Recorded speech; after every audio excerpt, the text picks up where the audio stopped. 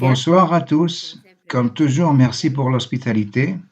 Je voudrais commencer cette intervention en précisant qu'il s'agit d'une intervention profane et que je me limiterai donc à partager quelques pistes de réflexion et quelques perplexités, voire quelques inquiétudes qui ont soulevé justement la lecture du Cantique. Et je voudrais commencer par une observation entre guillemets de méthode que j'ai tirée, disons, de Gianfranco Contini, le célèbre critique littéraire qui avait également consacré un court essai à l'analyse du Cantique de François. L'analyse de Contini est, disons, formelle et stylistique. Donc, le contenu de son essai n'est pas particulièrement intéressant pour notre conversation. Mais j'ai été frappé par une de ses remarques parce que M. Contini commençait son analyse en présumant que le Cantique est un texte un peu particulier parce qu'il fait partie de notre canon littéraire. Il fait aussi partie de notre tradition, disons, presque une tradition populaire. Parce que tout le monde connaît ce texte et en connaît même vaguement le contenu. Ils ont cette notion à l'esprit et c'est donc l'un de ces textes qui, précisément parce qu'il est si intégré dans nos mémoires, que l'on tient ça pour acquis, parce qu'on en prend un peu connaissance. Et pourtant, écrit Contini, quand il y a des occasions pour lesquelles on se trouve en train de le lire, ce qui semblait être une familiarité, se transforme en quelque chose de profondément différent.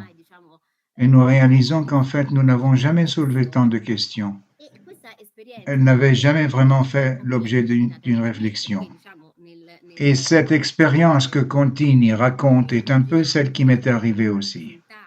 Parce que dans mon imaginaire, le cantique représentait et représente encore d'une certaine façon le modèle de la louange, avec probablement quelques passages des psaumes, et cependant en le relisant pour ce séminaire, donc en le relisant d'un œil nouveau, peut-être même en l'analysant pour la première fois avec attention, en ne le tenant pas pour acquis comme il m'était peut-être toujours arrivé de le faire jusqu'à ce moment. J'ai été frappé par une série de perplexités qui ont atténué l'image archaïque du cantique et même un peu cette figure de François comme serein contemplateur des beautés de la création. Il s'agissait d'ailleurs d'une observation qu'avait faite une fois Massimo Cacciari et qui avait remarqué que François était en vérité une figure difficile, âpre, parce qu'il proposait une tâche extrêmement difficile à pratiquer, et donc comme une lecture attentive de ses écrits finissait inévitablement par articuler et compliquer cette image d'un François seulement pénétré d'une extase à l'égard de la création. Donc, disons-le, ce que je voudrais faire avec cette intervention, qui est de toute façon très courte, c'est d'abord de partager les perplexités et les nouveautés qui m'ont fait un peu réfléchir en relisant ce cantique avec attention et ensuite, dans une seconde partie de l'intervention, toujours dans une optique de partage exposé, ce que furent les tentatives de ma part de donner un sens à ces perplexités et à ces inquiétudes. Alors, les points qui m'ont frappé, disons, à la lecture de ce cantique sur lequel je me suis attardé, sont essentiellement trois. Le premier, comme cela a été souligné à plusieurs reprises au cours des autres interventions, est que ce cantique a un ordre descendant, mais pas seulement dans le sens où les différents éléments qui sont rappelés louent le Très-Haut à travers ses caractéristiques intrinsèques et ses éléments spécifiques, et dans une certaine mesure positive. Donc le soleil qui symbolise aussi le Seigneur lui-même nous illumine. Les étoiles, la lune sont appelées pour leur beauté et leur valeur. L'eau parce qu'elle est utile, l'air, le ciel, le vent parce que peu importe la saison, ils sont source de revenus.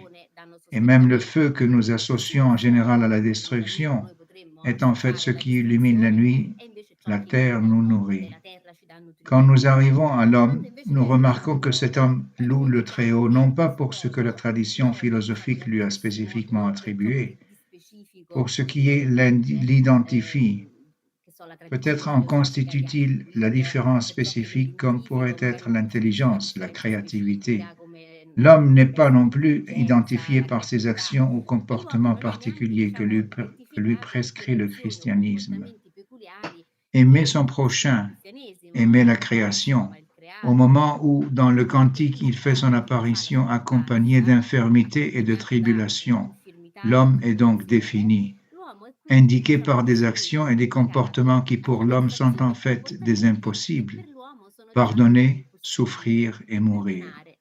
C'est donc précisément l'homme qui pardonne au nom de l'amour de Dieu, qui supporte sereinement les souffrances, aussi parce que l'on ne peut pardonner que quelque chose de vrai, qui nous a vraiment fait souffrir. On ne peut pardonner que l'impardonnable, comme l'écrivait Socrate, et que l'on meurt dans le corps, donc il pardonne, il souffre et il meurt dans le corps en prenant soin de ne pas mourir dans une condition de péché mortel, afin que la mort secondaire ne fasse pas de mal. Dans ce passage qui fait référence à l'homme, la mort est citée 2 fois, la première comme sœur mort corporelle et la seconde comme mort secondaire, qui ne fera pas mal à tous, mais à certaines conditions. C'est donc comme si l'homme pouvait témoigner de sa capacité à louer et ne pouvait témoigner en quelque sorte de sa foi qu'en se confrontant à l'impossible, c'est-à-dire à ce qu'il le découvre dans ses limites et à ce qu'il réfute généralement de toutes ses forces.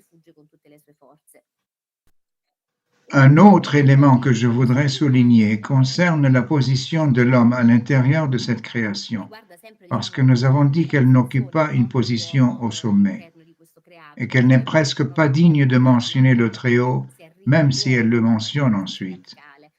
De toute façon, on part du soleil et si on avance vers le bas de l'échelle, on arrive à l'homme. Cependant, les différents éléments évoqués, s'ils soulignent l'abîme entre le Très-Haut et l'homme, l'atténuent quelque peu. C'est ce qui est ressorti des réunions précédentes. Comment peuvent-ils l'affaiblir? Ils l'affaiblissent parce que, au fond, l'homme semble être la dernière marche de l'escalier. Mais les autres éléments sont nécessaires à l'homme pour survivre. Ils sont répertoriés et rappelés pour ce qui permet à l'homme de survivre. Le soleil éclaire, l'air lui donne la subsistance, la terre est la nourriture et le configure comme le destinataire à la fin de tous ces éléments de la création. Et s'il le configure comme destinataire en tant qu'homme, en chair et en eau, dans son propre corps, la nourriture, les choses dont ils ont besoin pour voir, l'éclairage, l'air, l'eau, etc. Il le configure donc comme destinataire en tant qu'homme en chair et en eau dans son corps, bien que ce corps ne serve apparemment à rien, sinon à mourir, périr et se décomposer. Le corps n'a donc qu'une seule destination, la mort corporelle qu'aucun homme ne peut fuir.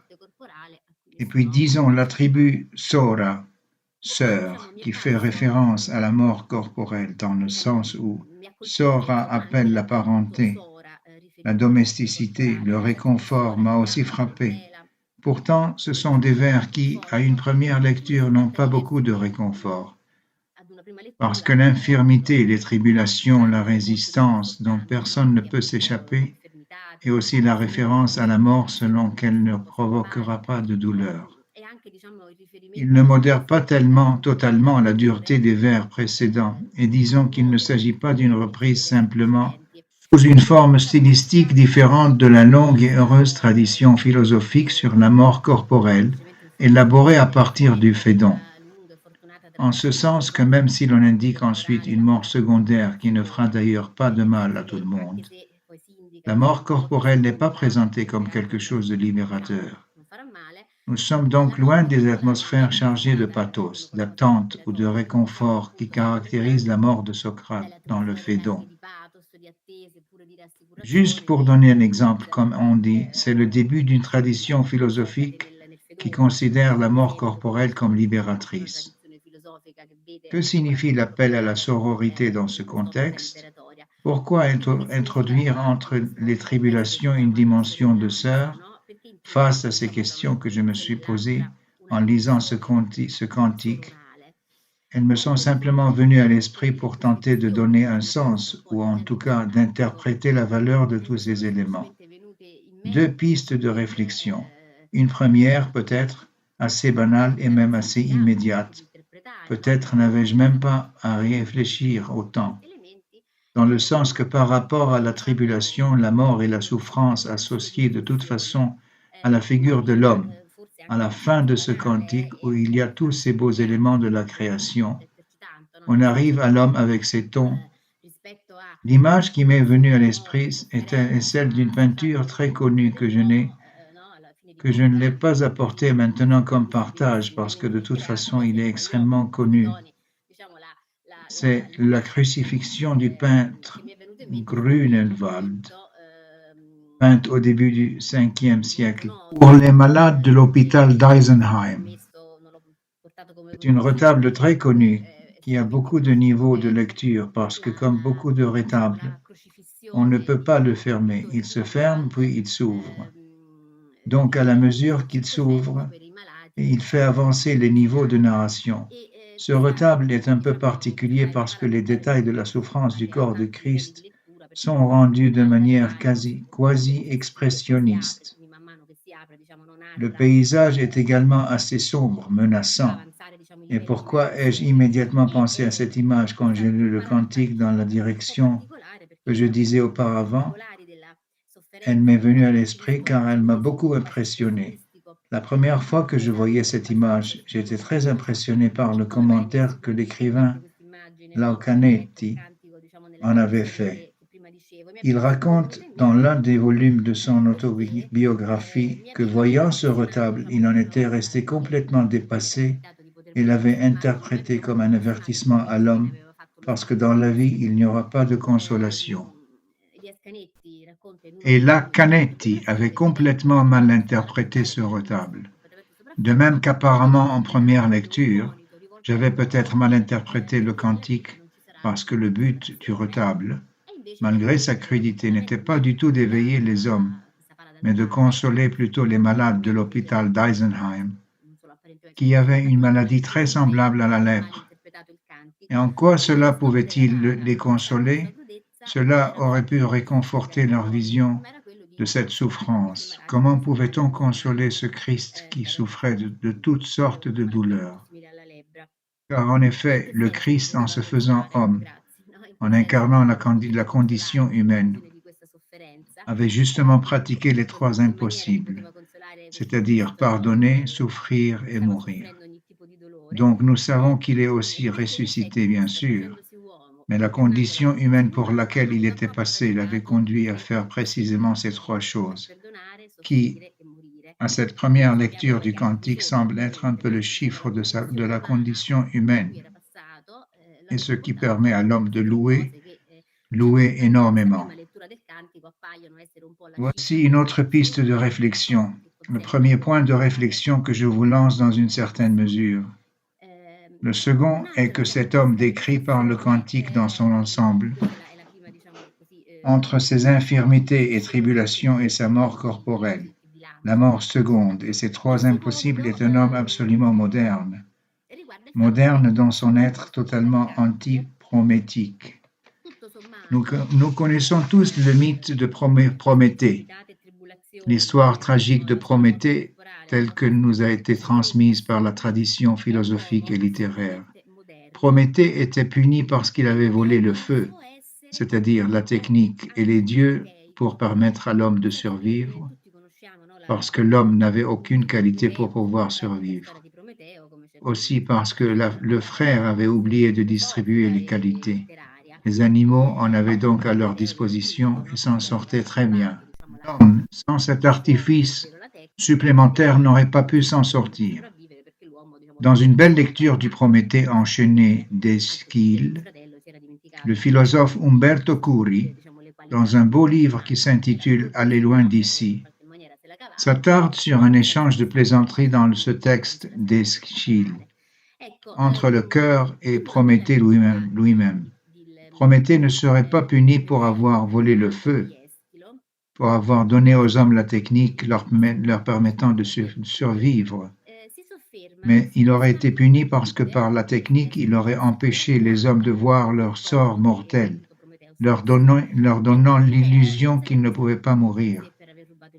Donc la technique serait un médicament, un remède, mais aussi un poison avec lequel Prométhée plaçait de grands espoirs dans le cœur de l'homme. La traduction que je cite Umberto Curi est celle-ci. Prométhée répond, je suis ici et j'ai cette punition parce que j'ai placé par mon action dans l'homme des espoirs aveugles. D'autres traductions suggèrent un espoir sombre, mais le concept est le même. L'homme, grâce à la technique de Prométhée, se libère dans une certaine mesure de la mort immédiate, parce que sans la technique, il ne survivrait pas. Mais qu'est-ce que c'est? Qui commence à croire qu'il ne mourra jamais, qu'il pourrait vivre une vie libérée de perspectives de la fin? C'est comme si Prométhée avait accepté l'homme pour sa condition, détournant l'humanité de la perspective de son destin inexorable. Voici l'homme de François qui est, au contraire, complètement antiprométhique, s'il n'est pas vrai que l'expression pourrait prêter à des malentendus. Alors je vous demande de ne pas vous méprendre. C'est presque un homme trop humain qui se livre sans aucune illusion à ces trois impossibles qui sont le seul chiffre de sa condition humaine. Il est vrai que le christianisme offre la perspective de la résurrection, mais de toute façon, dans un horizon où cette condition humaine telle qu'elle est, il n'y a pas d'alternative qui ne soit pas une mystification, dans le sens où il faut passer de cette condition humaine en quelque sorte. Alors, pourquoi je dis que ce cantique est très moderne? Pourquoi est-il si important d'être anti-Prométhée? Ce qui ne veut pas dire remettre en cause la perspective de l'anthropocentrisme. En fait, il peut y avoir une lecture où tout converge vers l'homme dans ce cantique. Donc ce n'est pas une question d'anthropocentrisme, mais que pourrait signifier cette perspective antiprométhique?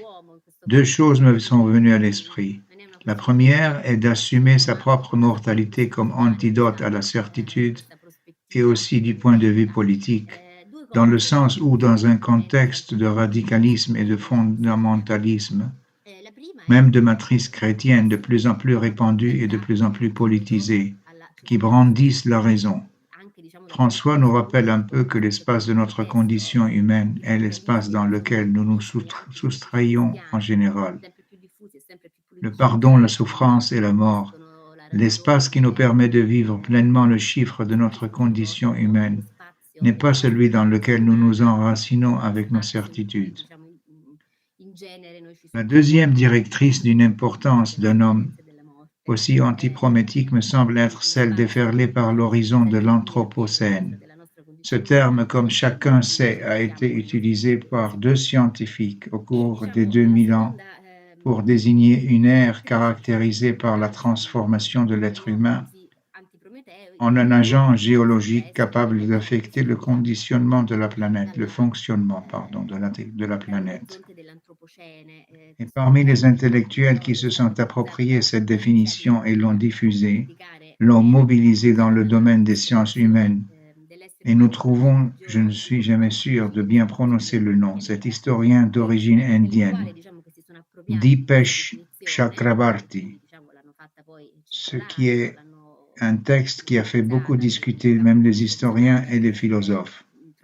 Il a réfléchi aux conséquences qu'a le fait de prendre cet horizon de l'Anthropocène pour la perception du temps historique. Puisque selon lui, l'une des caractéristiques de l'Anthropocène est précisément l'effondrement de la distinction entre l'histoire humaine et l'histoire naturelle, et que par conséquent défie notre capacité à nous situer dans une histoire et dans une temporalité humaine. Alors à quel point est-il important dans cet horizon de revendiquer l'antiprométhéisme? En ce sens, le cantique représente un texte extrêmement moderne et dont la modernité réside précisément dans cette louange de la mortalité et de ce qui est impossible, comme le sont le pardon et la souffrance, et qui défend un peu la vie comme aurait dit Guardini, comme ultime chose. Dans ce sens, non pas la mort, mais la vie est la dernière et la vie nous est donnée juste au moment où nous acceptons les trois impossibles et acceptons d'abord notre propre mortalité. Et peut-être que c'est pour cela que la mortalité est sœur. Je voudrais juste conclure par une très courte lecture d'un passage de Guardini, tiré d'un texte qui s'intitule « Les dernières choses » et qui me semble un peu résumer, disons, le sens du passage du cantique sur lequel je me suis arrêté et qui me semble d'ailleurs être un texte qui peut parler aussi bien au-delà d'une perspective de foi, donc d'une perspective propre de réflexion philosophique. D'une certaine manière, me semble-t-il, un texte hégélien qui montre dans une certaine mesure l'importance de l'étape qui, à l'intérieur de l'histoire, a représenté le christianisme. L'histoire de la conscience, c'est probablement vrai, mais ce n'est qu'une suggestion. Il suffit de substituer au mot résurrection qu'il utilise à un moment donné, à juste titre, le mot existence et cette réflexion a également signifié. Avec les mots de Guardini, je voudrais conclure ma brève intervention. Guardini écrit alors « Le christianisme sait que la mort en soi et en tant que telle n'a pas de sens propre et justifie la rébellion à elle, mais en même temps, elle en reconnaît la réalité et lui donne toute son âpreté. Il rejette toute tentative d'atténuer cette âpreté par une vision dionysiaque de la vie ou la noblesse des valeurs pour lesquelles la vie peut être sacrifiée. La mort n'est pas la ruine intime du pays de Rilke, ni le point culminant de la vie que Hölderlin a vu, mais la fin âpre. Il ne naît pas d'une nécessité inhérente à l'existence humaine, mais du péché, le péché de tous, qui est aussi le péché de chacun, et bien mourir, c'est en prendre conscience et payer sa dette. La mort est ainsi la dernière entreprise risquée que l'homme affronte, guidé par le Christ vers la grande promesse. Cela me semble être un passage significatif dans le sens hégélien également. La mort du Christ est inhérente à toute la peine et la dévastation dans tout l'abandon et le tourment que la mort peut signifier. Mais c'est le revers visible de tout ce dont le droit s'appelle la résurrection. Merci de votre attention